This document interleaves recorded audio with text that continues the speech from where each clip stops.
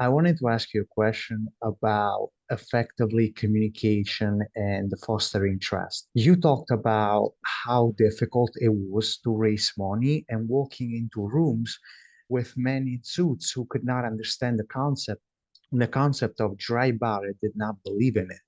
What were the key factors that helped you communicate effectively, foster Yeah. trust, and come across as genuine while pitching your ideas and building relationships? I did walk into a lot of rooms with a lot of men who were just like, did not get it, And then for some that did get it, but wanted to completely change the concept, or not completely change it, but like, I cannot tell you how many investors in those meetings were like, oh, but you can make so much more money if you did some makeup too, or you sold them lipstick, or you did this and did that, which perhaps was true because we had a very captive audience of, I mean, at our peak 150 stores and 100 plus women coming in. It's a lot of women and a lot of stuff to sell to, right? And that was kind of the investors standpoint, which I understood. That wasn't the right person. And I think that one of the biggest pieces of advice I can give anybody about raising money is like, don't just take a check.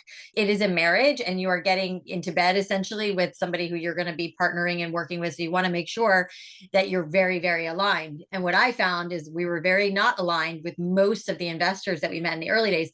And especially in, my brother, who was my business partner, who was more like the business side of things. And I was more like the visionary, crazy hairstylist. And I remember walking into those meetings and being like, oh, I should be in a suit, or I should be this version of myself that I'm not really, because I'm trying to sell myself to get them to write us a big check, and my brother, to his credit, was like, no, you should totally go in there being yourself. And if they don't like you or what you represent, like, fuck them, and we'll find somebody else. I had an interview with someone today, and it was like, I think that people don't often show who exactly they are because they're trying to fit some mold of who they should be. And I didn't really subscribe to that. And I felt like, listen, this is who I am. I'm creative. I'm all over the place. Like, I'm like I am right now.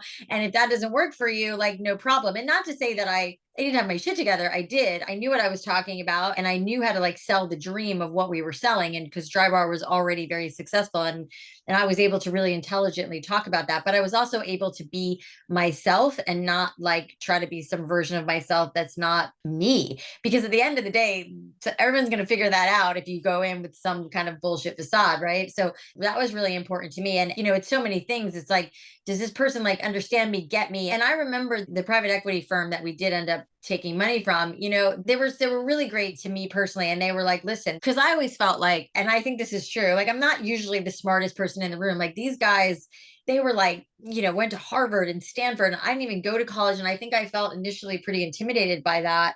But they were the ones who were like, listen, this was your idea. Like you came up with this. Like you need to own that. I got a lot of that mentoring as when I was like 35 when we started Dry Bars. I hadn't like stepped into that confidence in my role, but the more I did, the more I became myself and like really started to own the fact that this was my idea and it wasn't going to be for everybody. And that was okay, but it was being really confident in my idea and what I had built and not allowing everybody else to kind of manipulate or change, because I was very like, we're only focusing on blowouts. We're not going to do anything else. And if you want us to do something else, like this is not the right, partnership. You want the same opportunity that all these members are getting on this call, where they are able to ask their questions directly to millionaires and billionaires, these 8, 9, and 10-figure entrepreneurs that I interview.